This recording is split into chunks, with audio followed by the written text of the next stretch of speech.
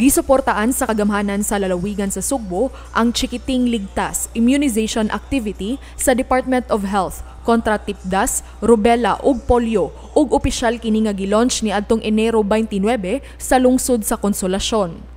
Ang maong aktibidad gipahigayon sa DOH aron mas mapalapdan pa ang immunization coverage alang sa maong mga sakit nga kahinumduman nga nag-outbreak ni adtong 2019 ug 2020. Sa taho sa Department of Health ni adtong tuig 2019, adunay dulan 48,000 ka mga natala nga kaso sa tipdas sa nasod. Kapin 600 niini ang namatay. Ang tipdas o rubella o German measles giisip nga highly contagious o daling makatakod nga matang sa sakit. Samtang ang sakit nga polio nga kon magtuota hagbay nang nawala human gideklara ang Pilipinas nga polio-free niadtong tuig 2000 nibalik na usab og adunay mga kaso nga na-report dinhi sa nasod niadtong tuig 2019. Mga bata nga nag-edad og 5 anyos paubos ang labing dali nga maigo sa maong mga sakit.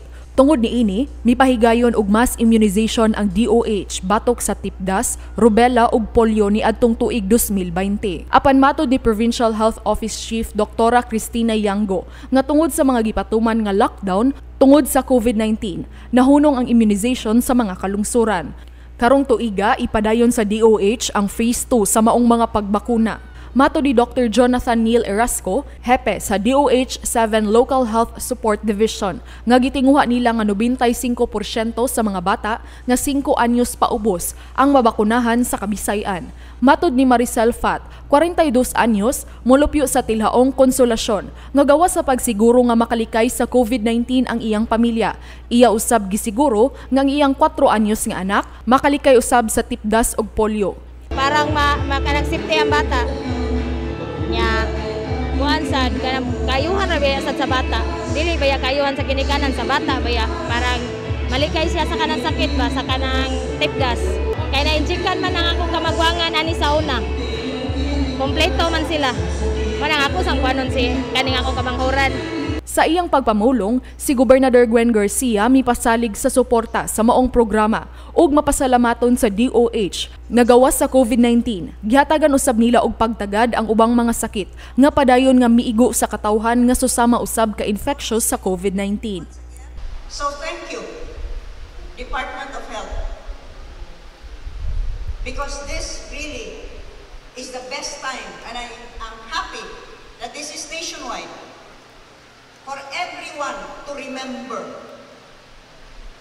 including those self-anointed experts on COVID-19, that there are other diseases as well, and they are just as dangerous. Because as you can see, and what has again been proven with this activity today, vaccination is a national government program. This is the mandate of national government.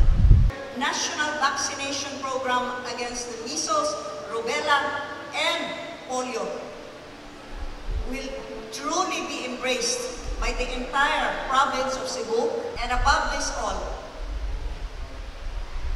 over here in the province of Cebu, we will accept the fact that this is not a perfect world. Naagyo'y mga sakit. Mahimong magpabakuna batok tipdas o rubella ang siyam ka bulan ngadto sa 5 anyos nga bata. Samtang ang oral polio vaccine mahimo usab sa mga bata nga nag-edad og 5 anyos paubos.